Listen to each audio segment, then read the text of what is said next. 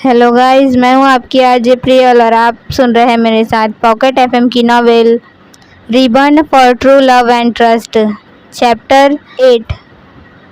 नाश्ता करने के बाद सब लिविंग रूम में बैठे थे तो अर्जुन ने संजना से पूछा, संजना तुम्हारा कॉलेज तो मंडे से स्टार्ट है, तो आज तुम फ्री हो तो तुम्हारा क्या करने का प्लान है? तो संजना ने कुछ सोचते हुए कहा, क्या मैं आपके साथ आपकी कंपनी देखने आ सकती हूँ? ये पूछते हुए उसने क्यूट सा फेस बना लिया था कि किसी को भी उस पर प्यार आ जाए।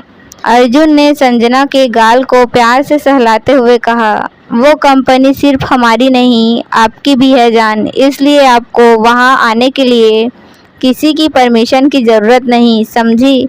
इस पर संजना ने हाँ में सर हिला दिया।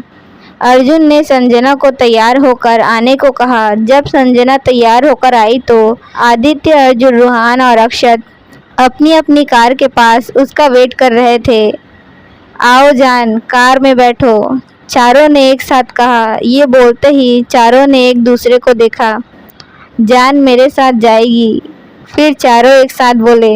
चारों ने एक दूसरे को देखा। उन चारों की शक्ल देख संजना को बहुत हंसी आ रही थी, पर उसने बहुत देर कंट्रोल कर रखा था।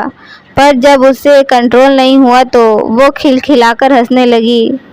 अर्जुन, आदित्य, रूहान और अक्षत तो संजना की हंसी में ही खो गए। संजना को हंसता देख चारों के दिल को जैसे ठंडक पहुंच रही हो। ये सारा नज़ारा उनका पूरा परिवार बालकनी से देख रहा था। उनके चेहरों पर भी ना बयान करने वाली खुशी थी। इधर बाहर संजना ने ये डिसाइड किया कि जाते वक्त वो आदित्य और अर्जुन के साथ जाएगी, जिसे सुनते ही अर्जुन और आदित्य का चेहरा खिल गया, लेकिन अक्षत और रूहान का चेहरा उदास हो गया। लेकिन आगे की बात सुन उनके चेहरे पर भी स्माइल आ गई, क्योंकि वो घर वापस रूहान और अक्षत के साथ आएगी। संजना आदित्य और अर्जुन के साथ ऑफिस आ गई थी। अक्षत और रूहान की गाड़ी थोड़ा पीछे रह गई थी। आदित्य अपनी प्राइवेट लिफ्ट से 39 फ्लोर पर आ गया। अपने फ्लोर पर पहुंच अर्जुन अपने कैबिन में चला गया और आदित्य संजना को अपने साथ लेकर अपने कैबिन में आ गया। आदित्य ने संजना से कहा, जान आप जो करना चाहे वो कर सकती हैं। मेरी थोड़ी देर में एक इम्पोर्टेंट मीटिंग है, मुझे उसकी फाइल चेक करनी है। भाई अगर आप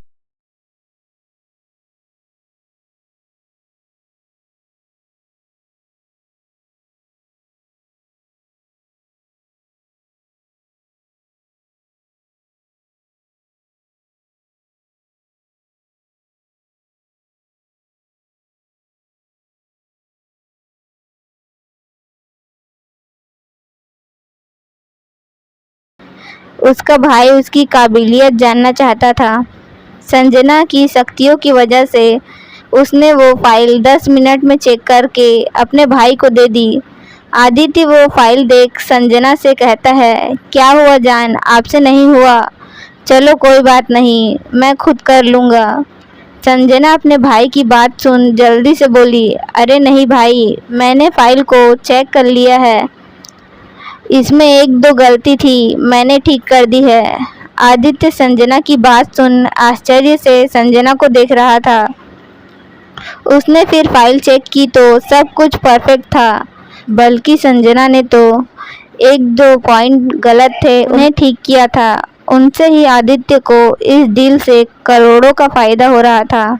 आदित्य इस चीज़ को देखकर इतना खुश हुआ कि उसने संजना को तुरंत अपनी गोद में उठाकर घुमाना शुरू कर दिया कि तभी आदित्य के केबिन में अर्जुन, रूहान और अक्षत आ गए और संजना को आदित्य की गोद में देखकर डर गए। वो तीनों जल्दी से आदित्य और संजना के पास आ गए और तीनों ने सवालों की झड़ी लगा दी।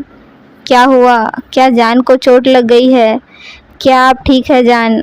आदित्य ने संजना को गोद में लिए हुए ही तीनों को सारी बात बता दी। ये जानकर उनकी बहन कितनी टैलेंटेड है, वो ये सुनकर वो बहुत खुश हुए।